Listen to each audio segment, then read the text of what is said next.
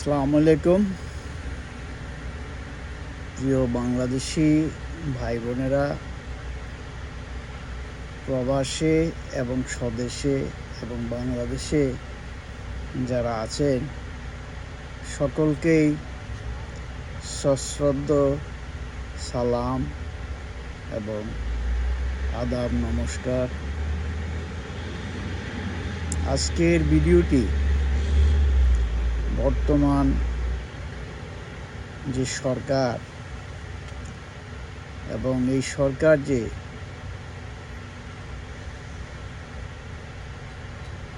বিগত অন্তর্বর্তী সরকার বা স্বৈরাচারী সরকার বা মব সরকার, যারা মব করে দেশের সাধারণ মানুষের নাভিশ্বাস পরিণত করেছেন, সেই সরকারেরই পরবর্তী সরকার মূলত একটি নির্বাচনের মাধ্যমে ক্ষমতায় এসেছে। এটি অনেকটা আমাদের চোখে পড়ে। আসলে এর ভিতরে নির্বাচনটা কতটুকু ইনক্লুসিভ হয়েছে সেটা নিয়ে বাংলাদেশের 57% মানুষের যেমন দ্বিধাদ্বন্দ্ব, তেমনি বহির্বিশ্বে এক উন্নত দেশগুলির মধ্যে সেই দ্বিধাদ্বন্দ্ব চলছে। এখানে দেখা যাচ্ছে যে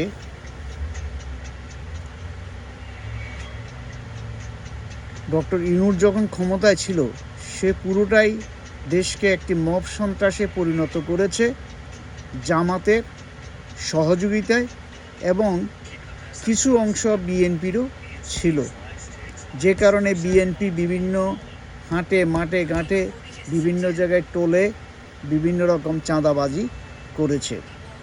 যদিও তারেক জিয়া সেই চাঁদাবাজি নিয়ে স্পষ্ট বক্তব্য রেখেছেন, দলীয় যারা এগুলি করেছেন তাদেরকে বহিষ্কার করেছেন।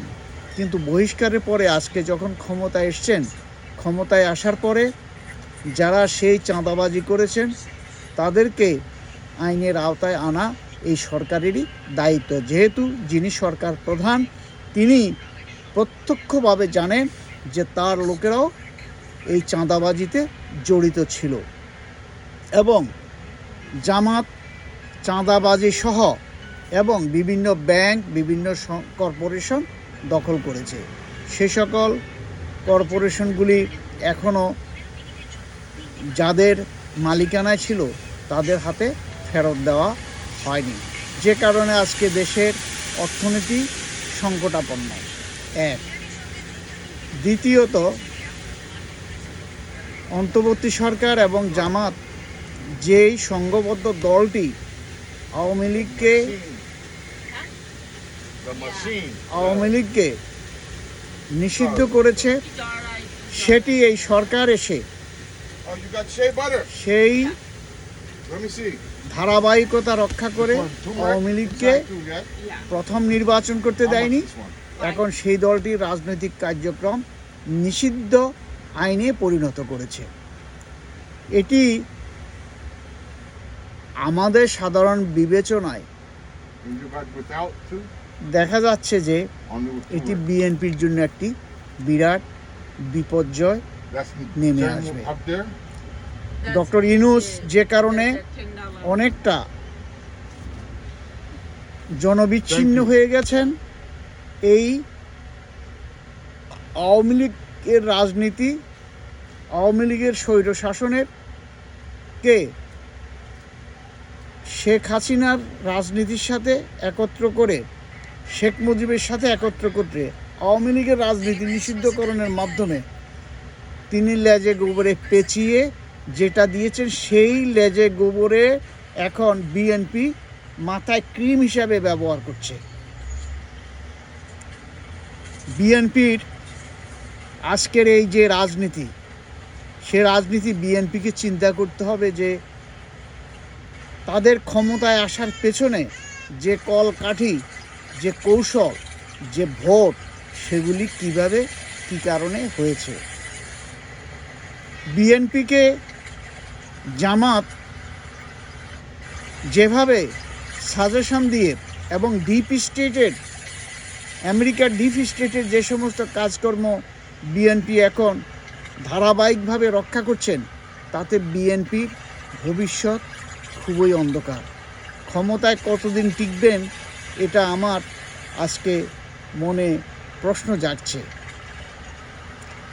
দ্বিতীয়ত, যারা মন্ত্রী মিনিস্টার ইদানিং হয়েছেন, তাদের বিভিন্ন রকমের বক্তব্য, তাদের বিভিন্ন উপস্থাপন, সকালে যে কথা বলেন বিকালে সেই কথার থেকে ফিরে আসেন। অর্থাৎ everywhere, each where they are returning to the different way, different goal. They don't have a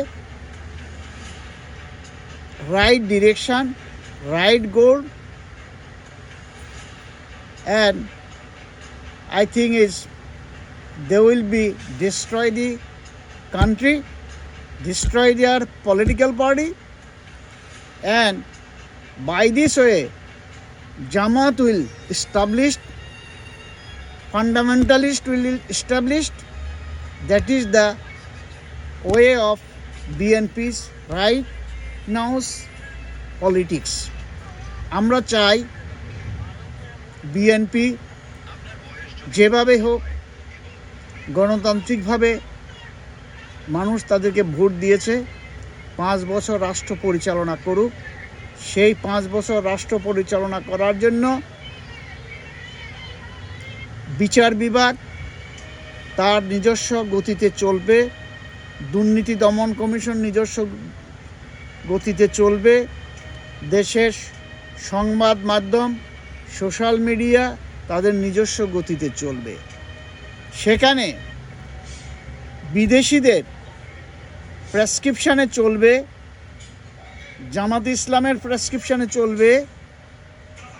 তা যদি হয়, বিএনপি তার নিজস্বতা হারিয়ে ফেলবে এবং অচিরেই বিএনপি মানুষের কাছ থেকে, যে দলটি জিয়াউর রহমানের দল, যেটি জনগণের দল, খালেদা জিয়ার দল, এবং তার জিয়াউর রহমান এবং খালেদা জিয়া তাদের যে শাসনামল ছিল, সেখানে তারা মোটামুটিভাবে দেশকে একটি সুষ্ঠু ধারায় আনার চেষ্টা করেছিল যোগ্য এবং বিজ্ঞ লোকদেরকে দিয়ে। কিন্তু আজকের বিএনপি যেভাবে মন্ত্রী পরিষদ গঠন করেছেন, যেভাবে ডিপ স্টেটের প্রেসক্রিপশানে চলছেন, জামাতের প্ররোচনায় বিমুগ্ধ হচ্ছেন, তাতে করে বিএনপিকে অতি সহজেই জনগণ বিএনপি থেকে মুখ ফিরিয়ে নেবেন। জনগণ চায় সঠিক রাজনীতি, জনগণ চায় সুশাসন, জনগণ চায় আইনের শাসন, জনগণ চায় সরকার জনগণের নিকট দায়বদ্ধ থাকবেন, জনগণের প্রশ্নের সম্মুখীন হবেন, জনগণকে সুস্পষ্ট বক্তব্য দিবেন। জনগণ চায় দেশে কর্মজীবী মানুষ সৃষ্টি হবে, উদ্যোক্তা তৈরি হবে এবং দেশের ব্যাংকিং সেক্টর থেকে আরম্ভ করে কৃষি এবং শিল্প সবগুলির মধ্যে একটি সমন্বয় সৃষ্টি হবে। জনগণ এরকম একটি সরকার চায়। সুশাসন, উন্নয়ন, শিল্পায়ন, কৃষি সম্প্রসারণ সব কিছু মিলিয়ে জনগণ এমন একটি সরকার চায়। যদি বিএনপি এক্ষেত্রে ব্যর্থ হয়, তাহলে বিএনপি থেকে মানুষ মুখ ফিরিয়ে নেবে এবং এই স্বল্প সময়ের মাঝে আমাদের যা উপলব্ধি, মানুষ তাদের মুখ ফিরাতে শুরু করেছে। মানুষ জানতে চায় বিগত অন্তর্বর্তী সরকার যে আইনগুলি করেছে সেগুলি দেশের স্বার্থে দেশের মাটি রক্ষার্থে করা হয়েছে কিনা। বিএনপিকে বড় প্রশ্নের সম্মুখীন করে তুলেছে দুটি জিনিস। একটি, নুরুল হক নূরকে মন্ত্রী পরিষদে নেওয়া, সেই ইসরায়েলের মাসাদের সাথে তার সরাসরি সম্পৃক্ততা ছিল, আছে, থাকবে, এ একটি বিষধর সাপ। দ্বিতীয়ত, খলিলুর রহমান অন্তর্বর্তীকালীন সরকারের পররাষ্ট্র মন্ত্রণালয়ের দায়িত্ব ছিল, সে ডক্টর ইউনূসের এবং ডিবি স্টুডের হয়ে এদেশে অনেক অবৈধ চুক্তি করেছে বহির্বিশ্বের সাথে।